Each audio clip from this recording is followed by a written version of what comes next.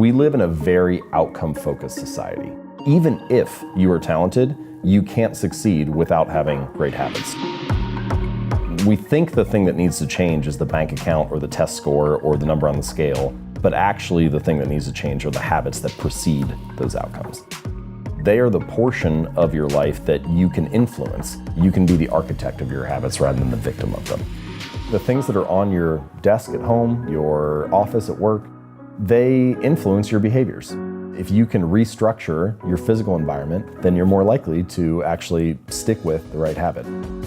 But the question to ask is, what are those one or two things that tend to pull the rest of my life in line? You can just build that one habit and you know that there's going to be a lot of good side effects because of it. Every action you take is like a vote for the type of person you want to become. Once you've changed that internal story, you're just like, this is who I am now.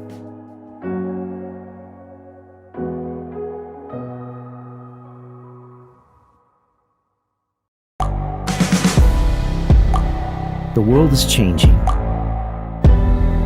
Inspiration is everywhere. It has never been so easy to connect, share, and bring people together. We're learning from others and finding the best in ourselves. Challenging our beliefs. Sharing our vulnerability. Overcoming our fears. Transforming ourselves so we can transform the world. How far can we go? This is London Real. I am Brian Rose. My guest today is...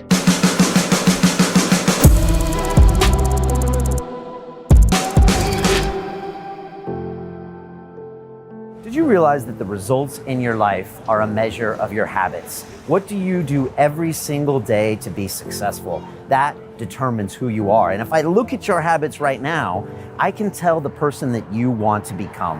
And it's a hard thing to really think about, but what are you doing every single day for your health, your lifestyle, your diet, your business? Those little 1% changes can have a massive effect over time.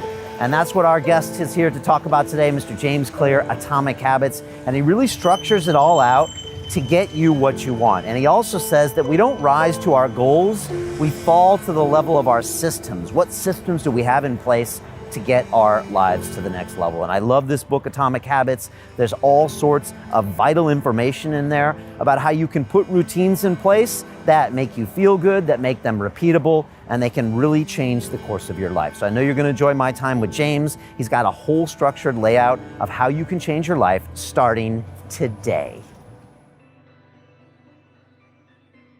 This is London Real. I am Brian Rose. My guest today is James Clear, the writer, entrepreneur, speaker, and New York Times bestselling author. You've spent years educating millions of readers on the importance of habits, decision-making, and continuous improvement. You're a regular speaker at Fortune 500 companies, and your work is used in the NFL, NBA, and MLB.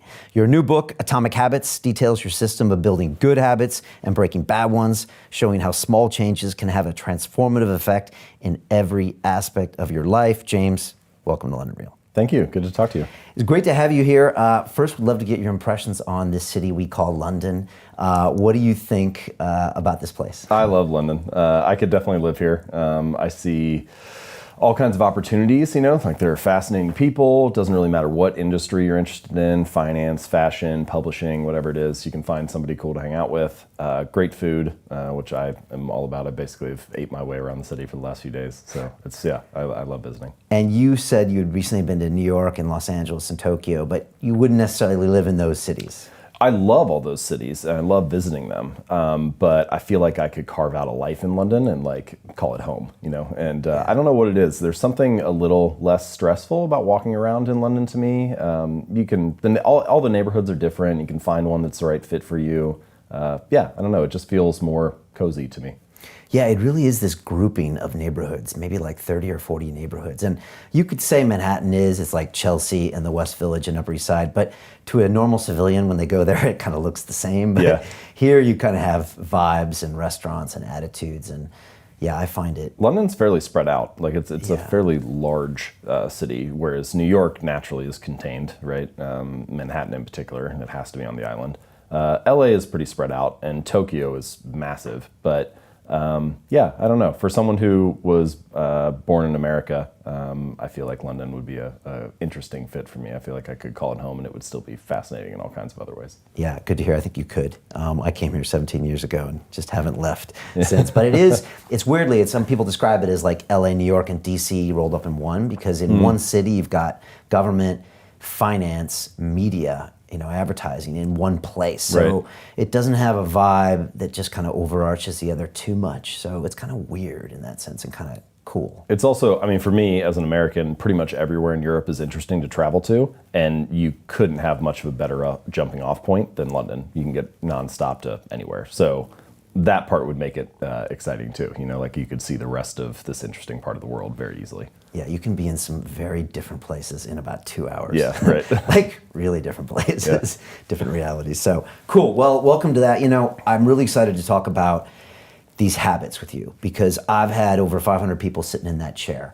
And after the first 200 or 300, I started asking myself, what makes this person get in this chair as opposed to the person I just walked by on the sidewalk, or the person that drove my bus, or the person that served me coffee?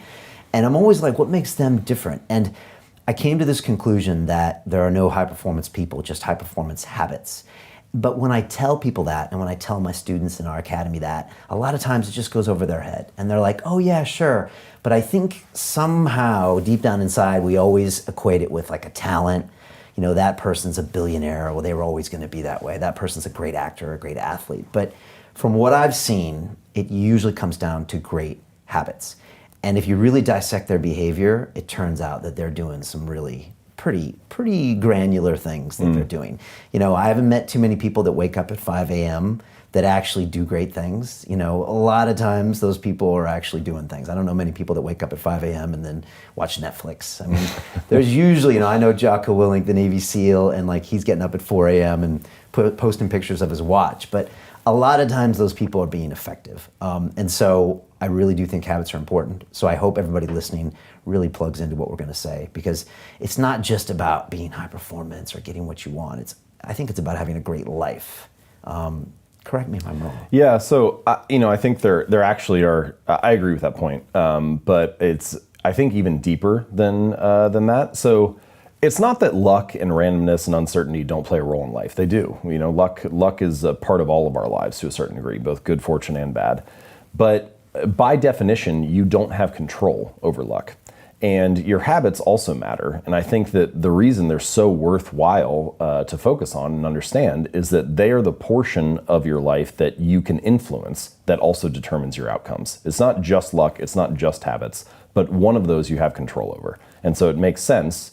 The only reasonable strategy is to focus on what you can control. If you spend all of your time focusing on things you can't control, then you're just going to end up frustrated. And so I think habits are maybe the best lever for that. Now, something that I say deeper in the book that I also think is true is that talent and genes, they play a role. Like I have a chapter, I think it's chapter 18 or 19, it's like the role of genes and habits and how they interplay. And it's important, people have natural predispositions to things that make them better. But what you find is that nearly always when someone is a great performer in a particular domain, they are both well-suited, so naturally talented or have some kind of predisposition to that area, and well-trained. And so even if you are talented, you can't succeed without having great habits to execute and to fully realize the potential that you have.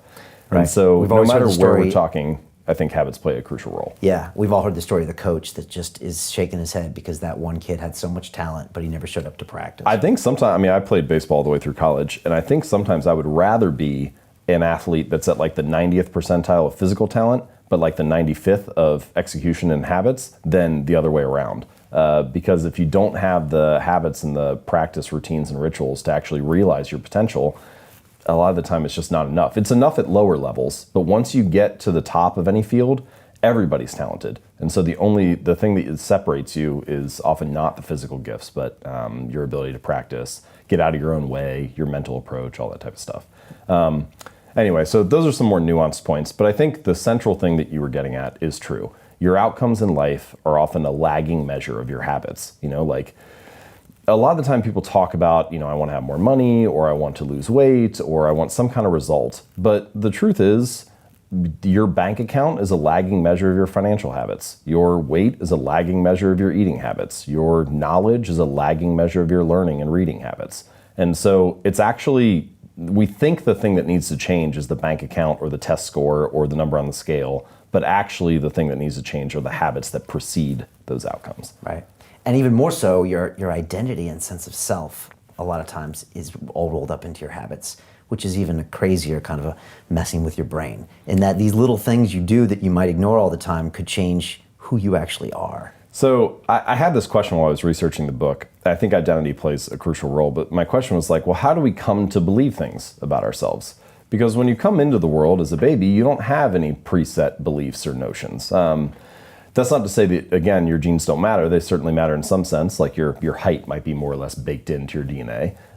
But we all realize that if you grew up in a different culture or a different religion or a different community or household, you could adopt completely different beliefs if that was what you were raised in. And so I was like, well, how does that happen, right? How does this internal story that we tell ourselves, our identity, become shaped and formed? And I realized that it's mostly through the repetition of that story. And so what you come to realize is that your habits reinforce a particular identity. And sometimes this can be positive and sometimes it can be negative. The story could be things like, I'm bad at math, or I'm terrible at remembering people's names, or I'm not good at remembering directions places. Yeah. And all of those that's just an internal story that you tell yourself. But each time you have an experience that reinforces that, the story gets solidified. And so I think the method, the takeaway here is that every action you take is kind of like a vote for the type of person you want to become. And if you can master the right actions, if you can master the right habits, then you can start to cast votes for this new identity, this desired person that you want to be. And I think that's one of the reasons why small habits matter so much. They don't necessarily transform your life overnight, right away. Like doing one push-up does not transform your body. But it does cast a vote for being the type of person who doesn't miss workouts. Or meditating for 1 minute might not give you an immediate sense of calm in your life. But it does cast a vote for being a meditator. And this is why one of the things I say in the book, like the real goal is not to run a marathon. The goal is to become a runner. The goal is not to write a book. The goal is to become a writer. Because once you've adopted that identity, you're really not even pursuing behavior change anymore. You're just kind of acting in alignment with the type of person you already see yourself to be. It's kind of like true behavior change is really identity change. Because once you've changed that internal story, it's way easier to show up each day. You're not even really motivating yourself that much to do it. You're just like, this is who I am now. Yeah, and we'll get into that because the difference between goals and systems, I think, kind of touches on this a little bit, which is important. You know, a couple of years ago, we were teaching in our academy. We were teaching people how to start their own podcasts and how to start businesses from their profile. And someone said to me, Brian, can you teach me stuff that's non-business related? And so I looked at my life. And over the past 4 or 5 years, I had picked up all of these habits from the guests that had sat in that chair, from habits on how to meditate and do affirmations and do like a low media diet and movement practices and eating habits. And I actually hadn't even thought about it, but by being around them and watching them, I started practicing them and I picked up all these like amazing habits. And I also had some bad habits, like about 10 or 15 years ago. I had drug addictions. I had all this other stuff that I kind of talked about last year in one of my movies. So it'd be good to kind of explore, you know, how these things get put in place, how you can maybe choose the good ones or the bad ones, and then identify a lot of the psychology behind this stuff. So I'd love to jump in. And there's so much IP in this book. It's an amazing book. I'd love to talk about some of the fundamentals, some of the definitions, what's a habit, and then I'd love to get into some of your sections about how to make a habit obvious, how to make it attractive, how to make it easy, how to make it satisfying. Sure. And then maybe we'll have some chance to go into some of the advanced stuff, like you said, with DNA and things like that. So start it all off. Well, first of all, what is a habit and why did you get obsessed with this? Yeah. Okay, so 2 different questions. So let's just do the definition first. So the technical definition of a habit is a behavior that has been repeated enough times to be more or less automatic. So things that you can do pretty much without thinking about them. Unplugging your toaster after each use, or tying your shoes, or brushing your teeth. Things that you pretty much just go on autopilot when you do them. Now, we often use the word habit to mean different things than that, and we can get into this more. Like you might say things like, I want to get in the habit of working out, or I want to get in the habit of writing every day. And I know what you mean when you say that, right? You mean I want to make it a regular practice. I want to make it this daily ritual that I follow. But you're never going to go like on autopilot and forget what you write for an hour, right? Like it's a more effortful, conscious thing. And so we can talk about some of that distinction, particularly with making habits easy. What you really want to do is make the beginning easy and automatic, and then the rest of the routine can follow naturally, even if you're consciously thinking about it. But anyway, so that's what a habit is. It's this automatic response. Now, why does the brain build them? What role does it play? Well, as you go through life, you need energy to survive. And this is true not just for humans, but for all organisms need some kind of energy to survive. And getting energy requires energy. You need to eat food to be able to walk around and find the next meal. And using energy is expensive because the more energy you use, the less you have available for the other things that life throws at you. And so your brain is looking for ways to conserve energy whenever possible. And habits are a great method for doing that.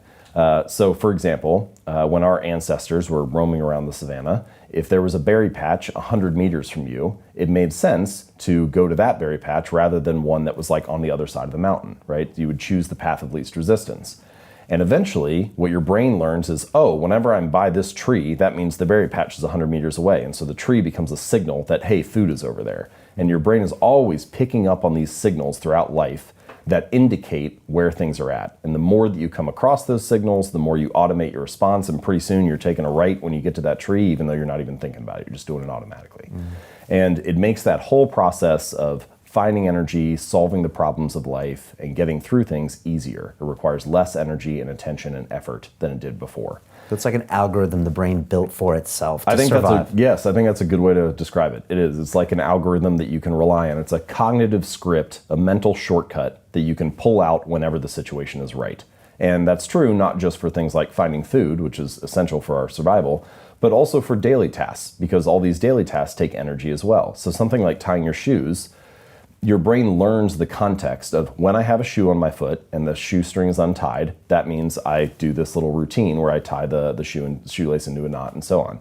And the first time you do it, it takes energy, but after you do it 100 times or 1,000 times or 10,000 times, pretty soon you're doing it just like turning right at the tree. You can have a conversation with somebody else or listen to a podcast or think about your to-do list for the day. You free up that energy and attention to be used elsewhere. And this is perhaps the biggest thing that they do, you have less wasted energy. Rather than fumbling with the laces and trying hard to do it, you can do it more quickly and fluently, and that saves you energy and time for the next task. So that's why your brain builds them, and what a habit does. And then as far as why I got interested in them, I started to realize, similar to what I hinted at a moment or two ago, that both luck and habits play a role in life, but that you have control over your habits. And the funny thing is, we're building them all the time, but a lot of people don't feel like they have control over their habits. They feel like their habits are taking control of them, that they're like a victim of these bad routines. And once you start to dive in a little bit and like uncover the layers and realize what a habit is and how it works, then you start to develop a little more control over it. And I think if we're going to be building habits anyway, then it makes more sense to be able to understand how they work and how to structure them so that you can be the architect of your habits rather than the victim of them. Okay. And you break them down into this cue, craving, response, and reward, which is kind of not their traditional way. But maybe it's good to jump into that. And I think most people, when they think habits, they probably think of their bad habits, right? Mm-hmm. Do most people not reward themselves for their good habits and are critical of their bad habits, and some of these aren't even habits? So I choose that 4-stage model: cue, craving, response, reward. There's a lot of science behind it. 3 of those 4 stages are very common: cue, response, and reward. Started in like the early 1900s, but 1930s it got popularized with B.F. Skinner, which his model was stimulus, response, reward. And then Charles Duhigg's book, Power of Habit, has kind of brought it back to the forefront: cue, routine, reward, basically the same thing, just different words.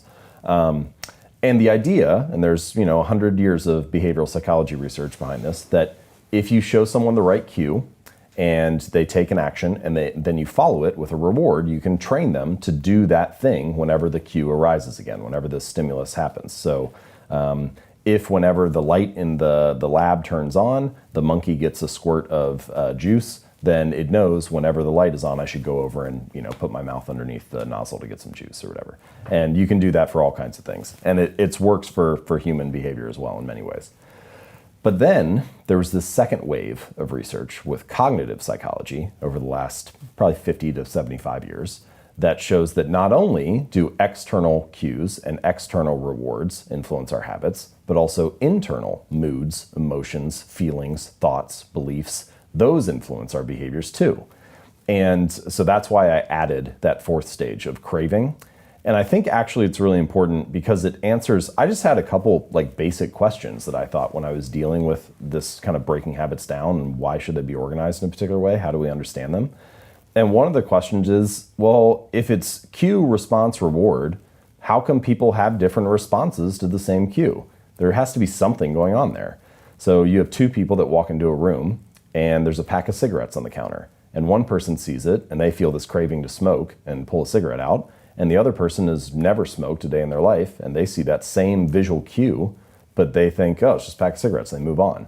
And what happens, and the key for that craving stage, is that it's really about the prediction or the meaning that you assign to the cue that determines whether you get a craving or not. So it comes back to that internal moods, states, emotions, feelings.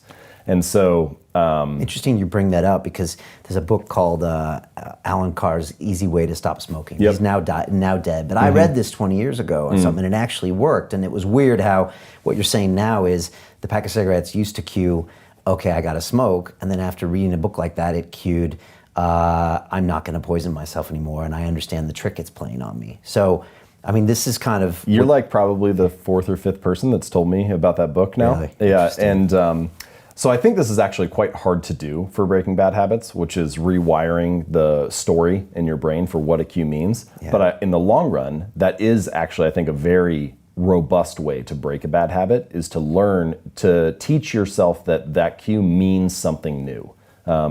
Say you walk downstairs and you see a loaf of bread on the counter each morning and you're like, oh, I should make some toast for breakfast. So now that cue of the loaf of bread means make toast. But then you read a diet and nutrition book that convinces you that like grain and carbs are the devil, right? Well, now you go downstairs and you see that same loaf of bread and it means something totally new. Similar to you, like, oh, now the cigarette means I'm poisoning myself. Now it means, oh, I shouldn't eat that. That's bad for me. And it's really the story that you're telling, the thing that's happening in that second stage of the craving and the prediction about what it is that changes your response. So to summarize, the reason I chose those four stages is that I was trying to create a model that I felt like accurately described both all of the robust research that is true about behavioral psychology and the research from cognitive psych and the influence of internal states. So my hope is that those four stages accurately describe a habit and how both the internal world and the external world influence our behaviors. Okay. Talk about goals and systems. Maybe this is the time to get into that because, setting goals, it's kind of a popular thing to talk about in the last few years. I'm actually a fan of them as well, but also I'm an engineer by training, so systems come naturally to me. So for me, it's always like, okay, yeah, and then I'm already thinking about the systems, but I think a lot of people aren't. So can you define that? Well, so first of all, before I criticize goals a little bit, I should just say, one, this is coming from someone who was very goal-oriented for a long time, right? I set goals for everything, right? Like the grades I wanted to get in school, the weights I wanted to lift in the gym, the revenue numbers I wanted to hit in my business. It was all goal-oriented. And then I turned around a couple years later and I realized I've only achieved some of these, maybe 10, 20%. So clearly setting the goal was not the thing that determined whether I move forward or not, because the majority of the time I'm not achieving them. And so then I had this question like, well, what is it? Now, before I describe the systems approach, I should say goals do serve a purpose, right? It's not that they're useless. They are good for setting a sense of direction and clarity, so figuring out where do I direct my attention, and they're good for filtering. And what I mean by that is it's very easy as you go throughout life for people to come to you with a different opportunity, or you find out about a new area that you're interested in, and you start to say yes to things because, oh, this is new and exciting. But if you have a goal, it's much easier to say no to the things that intrude, right? So if you're training for the Olympics and your friends want to go to the bar, it's very easy to say no because your goal gives you a much cleaner filter to determine, does this move me in the direction I want to go or not? So those are things goals do well. But some of the things that goals do poorly, systems are actually much better for. And so the way that I would describe it is a goal is focused on the outcome, a system is focused on the process. So it's the series of habits or steps that you take to get to that ultimate goal. And so a couple examples. If you are a basketball coach, your goal might be to win the championship, but your system is the way that you recruit assistant coaches and players, the drills that you do at practice each day, the process you have for reviewing game film and prepping for the next game. That's your system. If you are a writer, your goal might be to write a best-selling book, but your system is the writing process that you follow each day and like getting your butt in the chair. It's your research and how you come up with new ideas to write about, the way that you interview potential clients or candidates or people you're thinking about putting in your book, things like that. Okay. Now, the question that I had was, what if you ignored the goal, right? If you say, forget about the goal and focused only on the system. If you were the basketball coach and you said, we're not going to talk about the championship at all this year. We're only going to focus on the way we recruit, the way we practice, the way we train. Would you still get results? And I think for the most part, you probably would. And this, I think, is the hard part, the thing that often gets overlooked, is that we live in a very outcome-focused society. Things are only news stories or shared on social media once they are a result. So the results of success are very visible and easy to view. You know, you're never going to see a story that's like, man eats chicken and salad for lunch today. It's only going to be a story a year later when it's like, man loses 100 pounds. It's only the outcome that is visible. Because it's like simple for us also to process that thought, right? It's like, oh, I get it. Something important happened. I prioritize it. Because it's this, oh, this event was accomplished, right? This is one of the things that's challenging about building better habits, is that they're very easy to dismiss on any given day, right? Like, what is the difference between eating a burger and fries for lunch or eating a salad? Not a whole lot on any given day. Your body looks basically the same in the mirror. The scale hasn't really changed. It's really easy to dismiss it in your mind and say, oh, this is kind of insignificant. But you know, you turn around 2 or 5 or 10 years later and you realize, oh wow, those daily choices really did add up. It's just much harder to see on a granular basis. So a shift, all I'm really calling for here is not to say that goals are useless or we should totally ignore them, but instead, rather than making the goal the default, the thing that you focus on almost exclusively, let's make the system the default and then only check in on the goal occasionally to see if we're moving in the right direction. Okay. And also just kind of realize and admit that we all have a bias towards goals and that we see them everywhere that we go and that we need to maybe kind of de-emphasize them a little bit and just get back to look at the system underneath it maybe. I think de-emphasize is a good word for that. You know, like goals are in front of us all the time. Outcomes and results are always in front of us. So maybe we just shift the attention a little bit more to the process and the habits. Yeah, and it's funny, that's what I was talking about. When people come in this chair, I get to spend 2 hours with them. And once you deconstruct your life, you actually see the systems. And that's why when they sit in the chair, they'll see Eddie as the famous comedian or the $50 billion man or the champion boxer. And oh, wow. But when you go into there, you realize that they've gone in and done the work when they didn't want to do it, that they pushed through the difficulty, that all that stuff. And then you see, oh, there's the systems there. Because there rarely is a result without a system.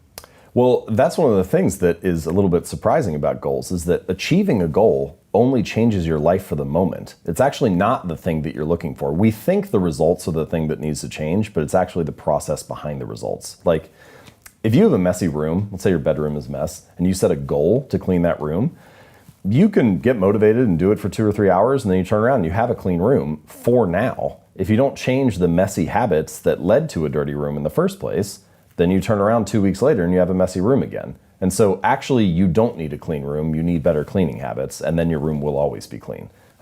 You don't need to lose weight, you need better eating habits, and then your weight will always be around where you want it to be. You don't need more money, you just need better financial habits, and then you'll always have enough money to manage the thing that comes up. And so it's really the habits that need to change, not the result. And that's why hitting your goal sometime can be really anticlimactic and also can mess with people's lives because they shoot for that goal, they get it, and then they stop achieving, they stop their systems. There's sort of this like yo-yo effect, you know, like someone trains for a half marathon and then they run the race and that race motivated them to train for the last 3 or 4 months. And then the race ends and they stop, they take a week off, then a week turns into 2 weeks, and then 2 months and so on. And then they turn around like 4 months later and like, man, I haven't ran in months. Like I need to sign up for a new race or something. Because if it's all about the goal, as soon as the goal is achieved, you don't have that motivating you anymore. But if instead it's about being a runner, then even once you finish the race, you still have a reason to show up again the next week because you're like, well, that's what I do is I run. That's who I am. Right. And so I think that that's a more, in pretty much any domain, true long-term thinking is really goalless thinking. It's much more about being that person, developing that identity, following that system, and then you just happen to realize your potential along the way. Okay. Talking about this 1% every day, when people hear that in their minds, they're just like, oh, it's so tiny, it doesn't matter. Well, what is the thought process behind this 1% every day? Well, so just a quick story that I like that I feel like illustrates the point. So we're in the UK, and for many years, the British cycling team was very mediocre. They had never won a Tour de France, even though the race had been around over 100 years. They had won, I think, a single gold medal back in 1908. And so they brought in this new performance director, 2003, 2004, and he believed in this concept that he called the aggregation of marginal gains. And so he described it as like the 1% improvement in all the areas related to cycling. And so they started by making 1% improvements that other teams were probably looking at too. Put slightly lighter tires on the bike. They had their riders wear these electrically heated overshorts to keep their legs warm so they could ride for longer. They had different biofeedback sensors that each rider would wear, and then they adjusted the programs to each individual. But again, competitive field, a lot of teams are doing that. So then they did a bunch of 1% changes that nobody else was thinking about. Like they hired a surgeon to come in and teach them how to wash their hands to reduce the risk of catching the cold or getting a flu. They split tested different types of massage gels to see which one led to the fastest form of muscle recovery. They even figured out the type of pillow and mattress that led to the best night's sleep for each rider, and then they brought that on the road with them to big events like when they were at hotels for the Tour de France and things like that. And so Brailsford said, all right, the coach said, if we can actually do this, right, execute on all these little 1% changes, then I think we can win a Tour de France within 5 years. Right. Now, he must have had to really sell people on this because you can already see the naysayers, and we're in Britain as well, where they're going to be like, come on, this is ridiculous. Right. Well, and it just, no single change seemed like very much, right? Yeah. So one of the changes they made was they had their outdoor riders switch to indoor racing suits because they tested them in a wind tunnel, and turns out the indoor suits were a little more aerodynamic. Which, you think, all right, whatever, I got like basically skin-tight clothes on either way. How's this going to make much of a difference? Right.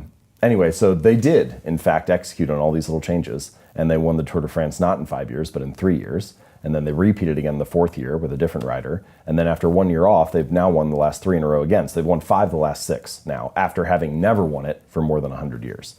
It's definitely an obvious anomaly. I mean, you look at it and you're like, what? Because it's not like we have a cycling culture here or anything. It was just a big anomaly when we saw them massively improve.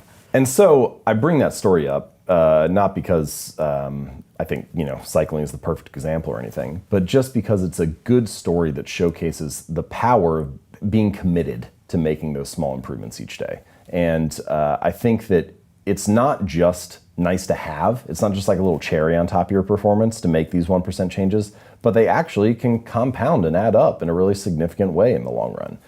And habits are a lot like that. They're not exactly like compound interest, where you kind of like hit that hockey stick portion of the curve, but they really feel like that a lot. Like we were saying just a few moments ago, it feels insignificant on any day, but then you turn around 10 years later and it's actually, you're surprised by where you end up. And that's a hallmark of any compounding process, that the greatest returns are delayed.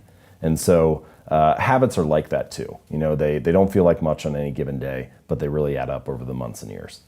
And most of us overestimate the significance of the short-term stuff, and we underestimate the potential of the long-term, right? Is that just another cognitive bias? Yeah, I don't know why we do that, but we do tend to feel like, we overestimate what we can get done in a day, underestimate in a year or a decade. Do you think it's because we used to have shorter lifespans where maybe this stuff didn't play out? I mean, because this got us somewhere, we evolved to this point. Well, so we do have, and this definitely plays an important role in habits, we do have a bias toward the present. And that makes sense, right? That example I gave about like finding a berry bush, 100 meters away. Well, you should, in fact, go get the food that's close by and not the food that's on the other side of the mountain, because that just makes logical sense. You'd rather have it now, especially when we were not in modern society, right? For 99.999% of human history, we're just trying to survive like every other animal. And so you should prioritize immediate food, immediate shelter, immediate water, immediate safety.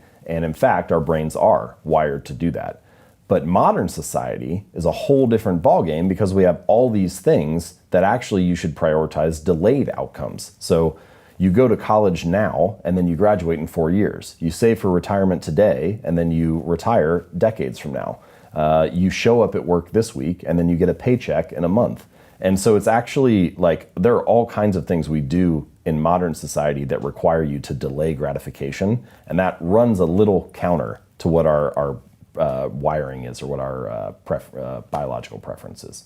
Right. I just thought of the term like caveman. Whenever someone talks like a caveman doing something, it's like the caveman's just thinking like, okay, immediate gratification. What do I got to do now to survive? And we've now pretty much reverse engineered all of that stuff out. Yeah. It makes sense that our brain is like that, but we just are kind of in a mismatched environment a little bit. And so to bring this back to habits, there's a sort of a misalignment of rewards that often happens with habits. So there's an immediate outcome, an immediate reward, and then an ultimate reward. And for your bad habits, one reason bad habits stick so readily, that they form so easily, is because bad habits, often the immediate reward is favorable, right? Like what's the immediate reward of eating a donut? It's kind of great. It's sweet, it's sugary, it tastes good. It's only the ultimate reward, if you repeat that habit for 6 months or a year or 2 years, that is unfavorable. Meanwhile, good habits are often the exact opposite. The immediate reward of going to the gym or going to the gym for like a week isn't really that great. Your body's probably sore. You don't have much to show for it. Your body looks the same. Your weight hasn't really changed. But if you stick to that for 6 months or a year or 2 years, then the ultimate reward is favorable. And so a lot of the balance or a lot of the challenge of building good habits and breaking bad ones is figuring out how to pull the long-term costs of your bad habits into the present moment, so you feel a little bit of that pain right now and have a reason to avoid it, and pull the long-term rewards of your good habits into the present moment so it feels good and you have a reason to kind of make it through that like valley of death in the beginning and stick with it while you're waiting for those delayed rewards to accumulate. I think we could just summarize that whole cognitive bias or misalignment of rewards by saying the cost of your good habits is in the present and the cost of your bad habits is in the future. And the fact that we prioritize the present over the future ends up making a lot of habit change difficult for that reason. Does that mean you have to go deeper into that identity in order to bring those future things forward? Or is it just about realizing them in the now?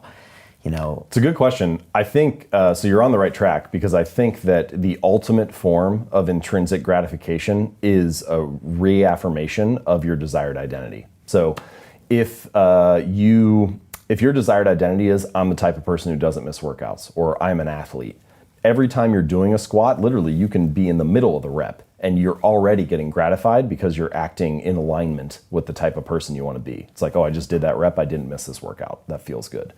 Now, I do think it takes a little while to get to that point where that actually feels like you. You know, you can imagine somebody goes to the gym for the first week or the first month. They don't quite identify that way yet because they haven't spent enough time there. Stephen Pressfield, the writer, he wrote War of Art. Yeah. So I think it's in the War of Art. He has a piece where he talks about a wolf and how the wolf develops a territory, right? Okay. But the only way that it develops a territory is by being there, by walking around the terrain every day. And then it starts to feel like this is mine, this is my home. And he talks about writers doing that by like you make the chair and the computer and the desk in your office your territory, it becomes your terrain. And I think that is true for most habits too. Like when you walk into the gym for the first time, you feel very uncertain. It's not your territory. You don't feel like it's your terrain. But once you show up again for a week or a month or a year, at some point you cross this invisible threshold where it starts to feel like, yeah, this is for me, or I belong. And that, I think, once you've crossed that stage, it becomes more likely that you can get that kind of reaffirmation of your identity and start to instantly feel gratified. But there are other things that you can do in the short term to feel more gratified while you're working on those habits. So here's just one little tactic. Let's say that you're either trying to work out or build a habit of meditating or something. And so each time you do your habit of meditating for 5 minutes, you have this little jar of marbles, and you got like 100 marbles in there, and 90 are red and 10 are blue. And after each instance of your habit, you walk over and you pull a marble out of the jar. And if you pull out one of the 90, then nothing happens. It's just like pat on the back, good job, you did what you're supposed to. But if you pull out one of the 10, then you get some kind of reward that's exciting to you. Maybe you get to watch Netflix for an hour and not feel guilty, or go for a walk outside, or take a bubble bath, or buy yourself a new jacket, whatever it is, like something that feels rewarding.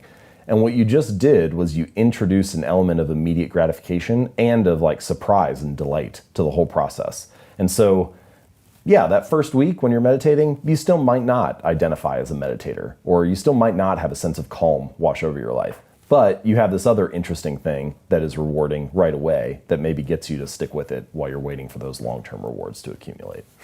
And the variable reward, is that an important part of that? Yeah, so that does introduce a variable reward for that one, right? And so for people listening, if you're not familiar, the term variable reward is, it's been widely studied in psychology. Actually, the way they discovered it was an accident. B.F. Skinner, the researcher who came across it, was running low on food pellets. So the rats that he was training, he would give them a pellet whenever they did the thing that he wanted. And he was running low on them. He had to hand press them each time. And so he thought, well, maybe I'll just give them one every other time. And it turns out that actually increased the rate that the rats would act and do the thing because they didn't know if they were going to get it or not. So they were like, something must be wrong. Like, I need to press this lever even more because I thought I was supposed to get one every time. And it turns out that actually leads to a spike in activity. And so a variable reward can be a good way to increase the frequency with which you do a habit. Now, it's worth noting, it's not like a panacea. You can't just take something you don't want to do and then make the reward vary and then be like, oh, now I'll do it. Because it doesn't work that way. But if you already want to do it, then it'll increase the rate at which you do. Right. And there's a great book called Hooked by Nir Eyal, Yeah. and he talks about that. And if you work in Silicon Valley, you're very familiar with variable reward because a lot of our apps are based on that. Maybe we can talk about that at the end. Sure. Something that's become really obvious is it feels like, well, I think all of life is a game between your conscious and subconscious. And it feels like part of these habits are almost like tricking your subconscious into thinking I am this person. And part of the way it does that is when you repeat these habits, your subconscious says, I guess I am a runner if I'm running 4 days a week. Yeah. Are there other ways to like hack into that? And I'll throw you a curveball, but there's this concept of affirmations, you know, where people say out loud every day what they are with the hopes that they become that person. Is this a way to maybe hack into some of this habit forming stuff? And what are your thoughts on it? Yeah, so affirmations or visualization or the kind of idea of like fake it till you make it. I don't think there's anything wrong with those things. There's nothing wrong with being more, if you get to choose what story you tell yourself, you might as well choose a positive one, right? But I do think that my method differs a little bit from positive affirmations or from fake it till you make it in the following way. So fake it till you make it is asking you to believe something about yourself without having evidence for it yet, right? You say, I'm a healthy person, even though you haven't gone to the gym yet or whatever. And we have a word for beliefs that don't have evidence. We call it delusion, right? Like at some point, your brain doesn't like this mismatch between what you're saying and what you're doing. And so the only nuance, the difference in my argument is that I think that we should let the behavior lead the way. So let the behavior drive the belief rather than the belief drive the behavior. And to be clear, it can work both ways, and it does throughout daily life. Like people adopt a new belief and then they take a new action because of it. But I think that if you're trying to get yourself to latch onto a new identity or tell yourself a new story, it's more powerful to let the behavior lead the way because the behavior provides immediate evidence that you are that kind of person. So if you say, I'm a healthy person, you might be able to, it's like a short-term strategy. You might be able to amp yourself up or motivate yourself in the moment. But if you do 5 push-ups, you immediately have proof, I'm a person who works out. And there's something about that evidence that I think makes it easier for you to root that new story in something. It gives you a reason to actually hold on to it. And so for that reason, I think it's more useful to start with the small habits, build up some evidence and proof of that new identity. And then the more that you do that, the bigger the pile of evidence becomes, the more reason you have to actually believe, hey, that is me. Yeah, maybe some combination of both or something. When you were talking about the working out story, I kept thinking of this Arnold Schwarzenegger quote from the movie Pumping Iron when he was like, every rep I was smiling, he said, because it was getting me one step closer to Mr. Olympia. And then you look at him and you're like, okay, I can see why Arnold would think that, but most people, every rep is pain, and they don't see it. So is that a way of him kind of hacking forward those for future payouts? I think that is similar to what you mentioned earlier about like, oh, cigarettes are poison, or the story about the bread, like, oh, carbs being unhealthy or whatever. Is that he was finding a different way. He was developing a new meaning for the same experience, right? Usually, it's the meaning you ascribe to that experience is my muscles are burning. This is painful. I'm not enjoying this. It requires sacrifice. And he twisted that around to say, this is great, the pain means I'm growing, it means I'm moving forward, I'm getting closer to my goal, and so on. And I think there's something powerful about good habits become easy habits when you can learn to find joy in delaying gratification, right? And so he was finding a way to get pleasure out of the process of putting in the work. And that can be a really powerful motivator in the long run.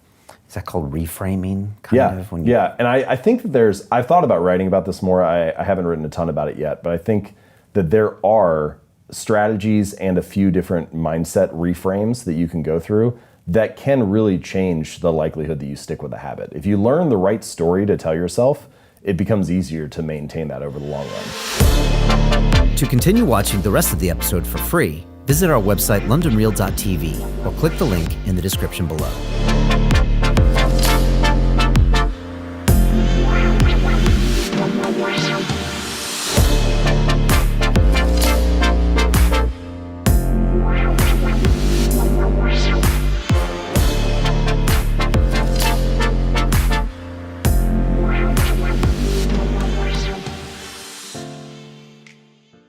Hi, it's Brian Rose from London Real. You probably know that we've just recently been re-platformed on YouTube after 25 months completely in the dark.